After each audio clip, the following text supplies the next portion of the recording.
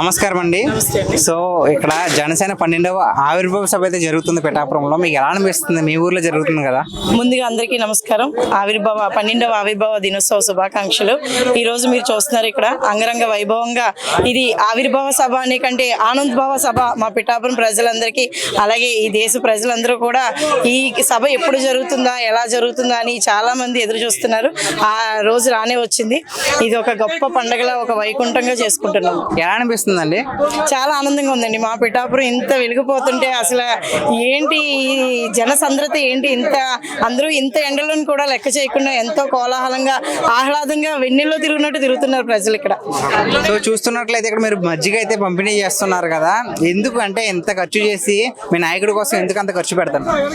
మా నాయకుడి గారు ఒకటే ఆశయం అండి, ఎవ్వరు కూడా ఎక్కడ కూడా ఇబ్బంది పడకూడదు.